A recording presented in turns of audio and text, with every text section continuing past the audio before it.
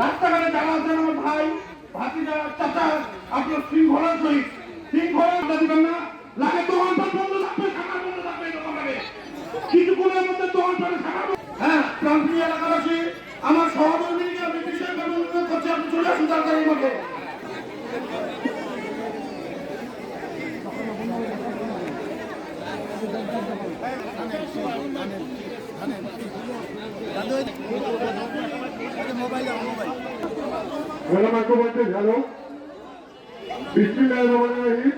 বাংলাদেশ আজকে নির্বাচনী সভা আমাদের উপস্থিত থাকবেন বাংলাদেশের কৃষি সরকার যারা আছে উনি ইতিমধ্যে আমাদের মাঝে উপস্থিত হওয়ার জন্য রওনা দিয়েছে।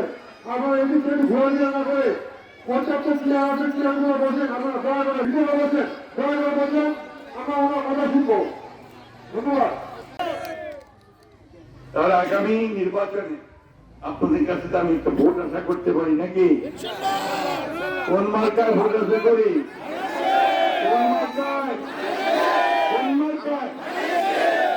বন্ধুরা, মায়েরা, বোনেরা, অনেক কথা কইবে।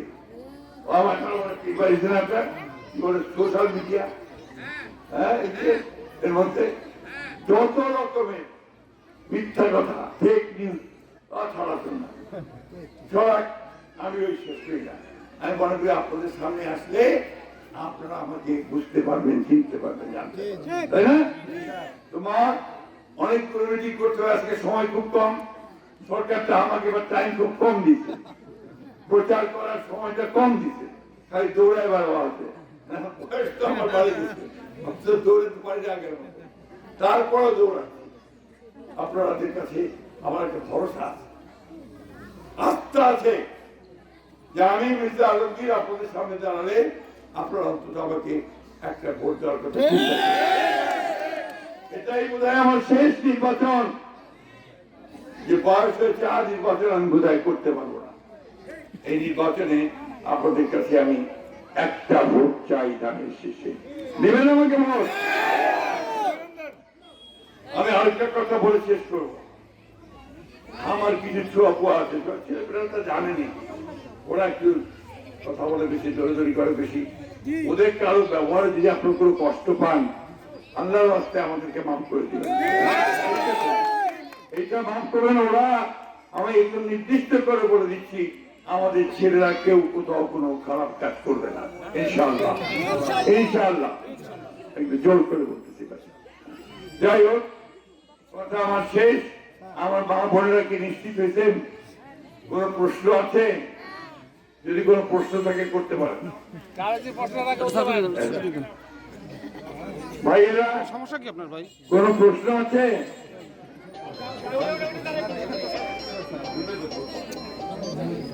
আমার ফোন বন্ধ হয়ে গেছে। একটু পিছন, এই যে টুপি না। আমাদের সাংবাদিক ভাইরা পড়াইছে নাকি? আমাদের সাংবাদিক ভাইরা আমাদের খুব সাহায্য করে, দেশে সাহায্য করে, সত্য কথা বলে, সত্য কথা রাখে, সত্য কথা জানায়, তাই না?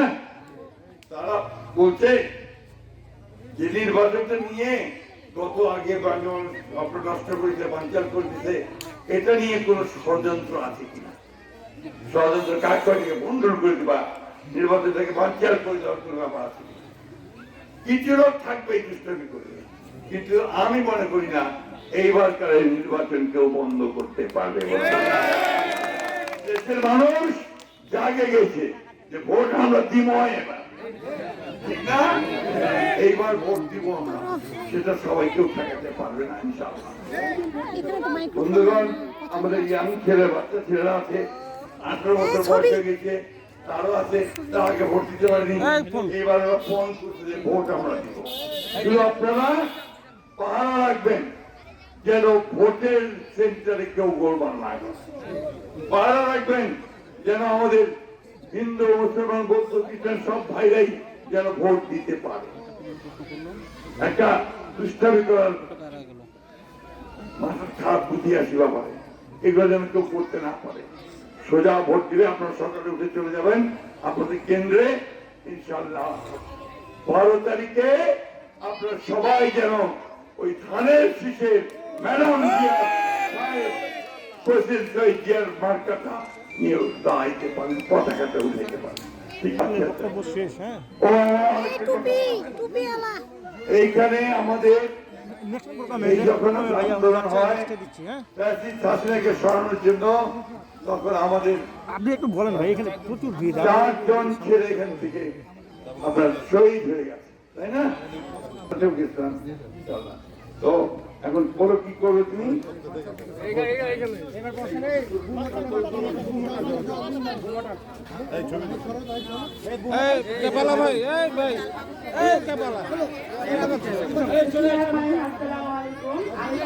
আমি পক্ষ থেকে স্যারকে আমার জমানো কিছু টাকা এবং কিছু মুরগির ডিম ওনাকে দিচ্ছি। আর আমি আপনাদেরকে কিছু বলতে চাই, এর আগের নির্বাচনে আমরা যেমন জীবন প্রাণ দিয়ে ধানের শীষ মার্কাকে জয়যুক্ত করার জন্য অনেক চেষ্টা করেছিলাম, এমনকি আমি নিজে বাক্স আটকাই দিয়েছিলাম যে আমি নিজে ভোট দিতে পারিনি।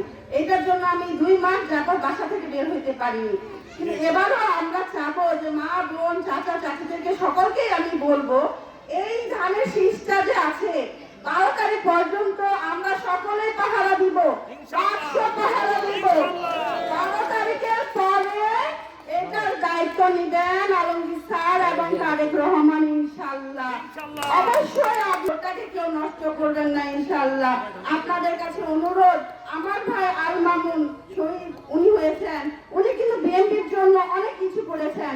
আমার ভাই একটা রাত ভালো করে বাসায় ঘুমাইতে পারে নাই, আমার ভাইকে কত জায়গায় যে লুকে থাকতে হয়েছে, এমনকি বিয়ে করতে, বিয়ে নতুন বউকে রাখার বাইরে ছিল, কিন্তু তার এই স্মৃতিগুলো আমাদেরকে এখনো কাঁদায়। আপনাদের এই সন্তান, আপনাদের এই নাতি নাতি, কিন্তু তাকে তার জন্য হলো যে এই ধানের শীষটাকে জয় করবেন, তাহলে আমাদের স্মৃতি আরো উজ্জ্বল হবে এবং এই ধানের শীষ আমাদের উজ্জ্বল ভবিষ্যৎ গ্রহণ করবে ইনশাআল্লাহ।